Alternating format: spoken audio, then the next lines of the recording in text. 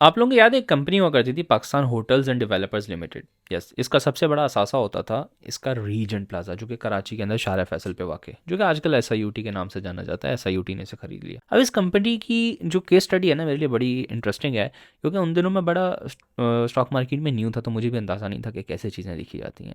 क्योंकि वो उस वक्त उसकी बैलेंस शीट और उसके सारे जो एसेट्स थे ना, वो चिल्ला चिल्ला के बता रहे थे कि भाई मेरी वैल्यू ये है, मेरी वैल्यू ये है। ठीक है। तो कंपनी की जो उस वक़्त प्राइस चल रही थी ना, वो 80 रुपए थी, ठीक है? और कंपनी ने उस साल, ठीक है, जो डिविडेंड दिया था, ठीक है? या सादा ज़ुबान में समझाऊँ कि 80 रुपए का शेयर था, और उसकी किताब में या जो उसकी बुक वैल्यू थी वो कितनी थी? 800 रुपए, ठीक है? 80 रुपए का शेयर खरीद के आपको 800 रुपए की चीज़ मिल रही थी, और कोई खरीदता ही नहीं था, ठीक है? और बिल्कुल खामोशी रहती थी, कोई कुछ नहीं कहता था, बिल्कुल मासूमियत के साथ चल रहा होता था, ठीक है ना?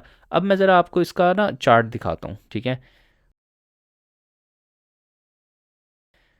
ये आपके सामने PHDL का चार्ट खोला है मैंने, ठीक है? Just look at the chart.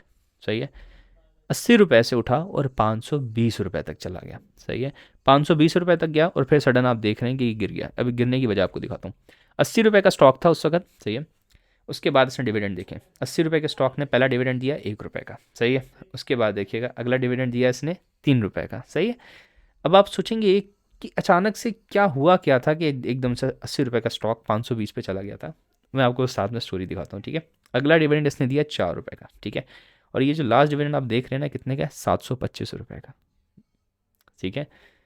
80 रुपए के स्टॉक ने 2 साल के अंदर इतना बड़ा डिविडेंड दिया।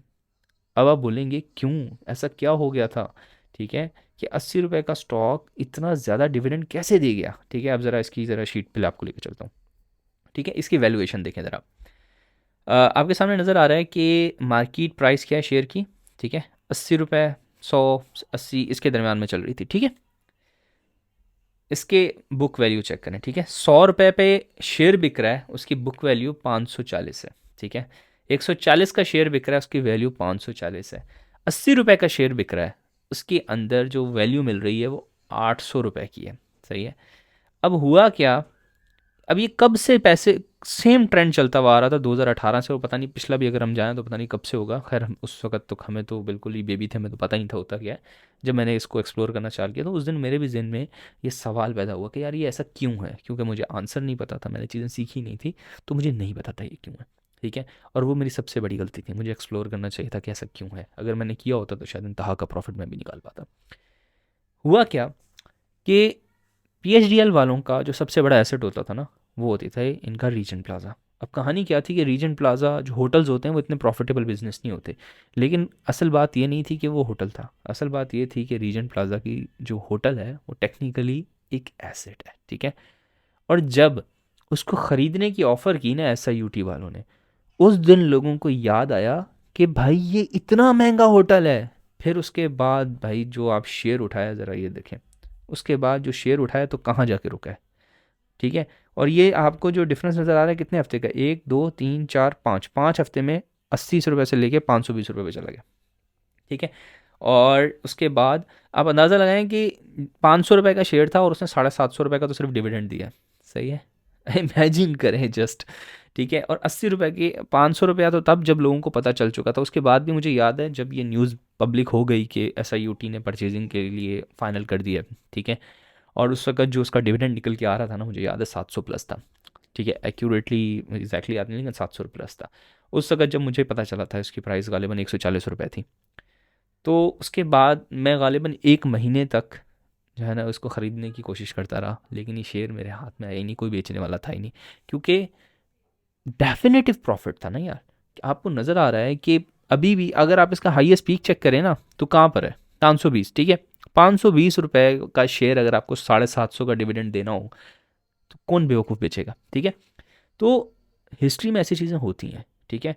और लोग ऐसी गलतियां करते हैं, ठीक है। फिर इस चीज़ को रियलाइज़ करके ना मैंने एक और अपना थ्योरी बनाई थी, जो मैं आप लोगों के साथ खैर पब्लिकली शेयर कर देता हूँ। वो थ्योरी ये थी कि आप, ठीक है ना, अगर कोई प्रॉपर्टी रिलेटेड कंपनी है जो कि सिर्फ प्रॉपर्टी का ही काम करती है, तो उसकी जो रियल वैल्यू है ना, आप उसकी बुक वैल्यू से निकाल सकते हो। फिर मैंने DCR को देखा, ठीक है, डोमल सिटी राइट जो है। मैंने जब इसको परचेजिंग इसकी स्टार्ट की थी गालिबन ये 14 रुपये का होता था। उस वक्त इसकी बुक वैल्यू जो थी वो 17-18 के करीब थी।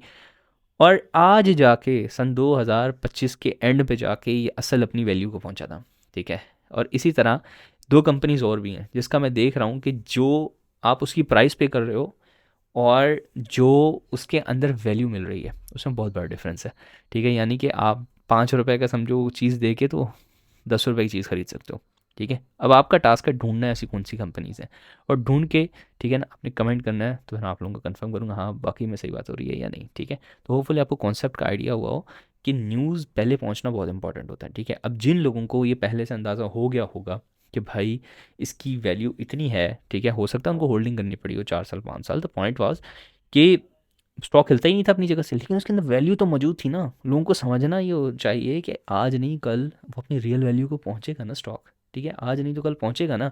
अब मैं अगर एंग्रो 200 रुपये से होल्ड करता हुआ आ रहा हूँ, ठीक है, तो मैंने कुछ तो देखा था ना। आज 300 रुपये पे खड़ा है, अभी भी लोग बोल रहे हैं कि ये गिरेगा। रीज़न कि भाई इसने अभी भी डिविडेंड नहीं दे पा रहा, ठीक है ना। ईफर्ट ने भी डिविडेंड नहीं दिया, इसके बावजूद वो वहीं का वहीं खड़ा है, ठीक है। कुछ तो देखा था ना, ठीक है। और मैं कहता हूँ यार जो कंपनी के पास एसेट्स है ना वो उससे भी सस्ती ट्रेड हो रही है हमारे पास, ठीक है। आप बैठ के देखिए तो सही, आप ज़रा ट्रेंड निकालें, आपको चीज़ें समझ में आएंगी, ठीक है। अब ये कब अपनी रियल वैल्यू को पहुंचती हैं ये वक्त ही बताएगा, लेकिन अमूमन पहुंचते हुए मैंने देखा है, ठीक है। आप खुद चीज़ें एक्सप्लोर करें और फिर जो है ना एक हेल्दी डिस्कशन करेंगे। तो होपफुली आपको चीज़ समझ में आई हो, ठीक है। अगर आई है तो प्लीज़ लाइक कर दीजिएगा, चैनल को सब्सक्राइब कर लीजिएगा, मेरा व्हाट्सएप का चैनल होगा वो काइंडली फॉलो कर लीजिएगा।